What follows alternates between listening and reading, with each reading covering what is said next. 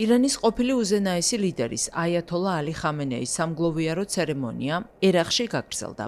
მისი ცხედარი ჯერ შიიტებისთვის ერთ-ერთ ყველაზე წმინდა ქალაქ ნაჯაფში გადაასვენეს. შემდეგ კი ქარბალაში იმამ ჰუსეინის სალოცავთან, სადაც ათასობით ადამიანი მისთვის პატევის მისაგებად შეიკრიბა. ქარბალაში მგლოვიარენი საათობით ელოდნენ აიათოლა ალი ხამენეის გადასვენებას. ძლიერი ემოციების ფონზე ხალხი კუბოსთან მიახლოებას ცდილობდა. უსაფრთხოების სამსახურის წარმომადგენლებს შეკრებილი ხალხის კონტროლი უჭირდათ. რელიგიური ლოცვა ერაყის უმაღლესი შიიტის სასულიერო ლიდერის წარმომადგენელმა აბდულ მაჰდი ალ-ქარბალაიმ აღავლინა. ქარბალა შიიტური ისლამის ერთ-ერთი ყველაზე მნიშვნელოვანი ქალაქია.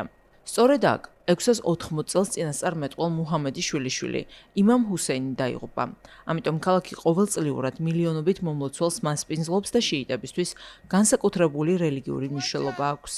მანამდე სამგლოვიარო პროცესია ნაჯაფშიც გაიმართა, სადაც ასევე ათასობით ადამიანი შეიკრიბა. ცერემონიას ირანის პრეზიდენტი მასუდ ფეზეშქიანი, საგარეო საქმეთა მინისტრი აბას არაღჩი და სხვა ოფიციალური პირებიც ესწრებოდნენ.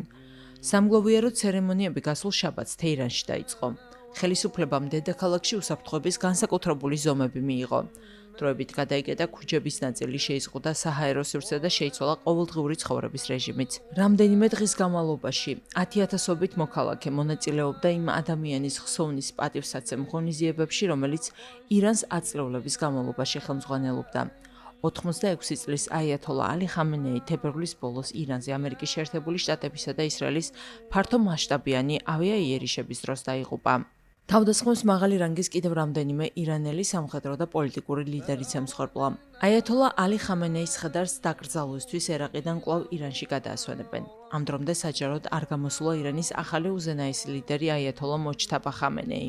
ირანული მედიის ცნობით ის უსაფრთხოების მიზნით საზოგადოების წინაშე არ ჩნდება. ამ ფონზე ვაშინგტონსა და თეირანს შორის ომის დასასრულებლად მიმდინარე მოლაპარაკებები დაკრძალვამდე შეჩერებულია, თუმცა ბოლო დღეებში სპარსეთის ყურეში მომხდარმა ურთიერთსაპასუხო სამხედრო მოქმედებებმა ცეცხლის შეწყვეტის დროებითი შეთანხმება ეჭვქვეშ დააყენა.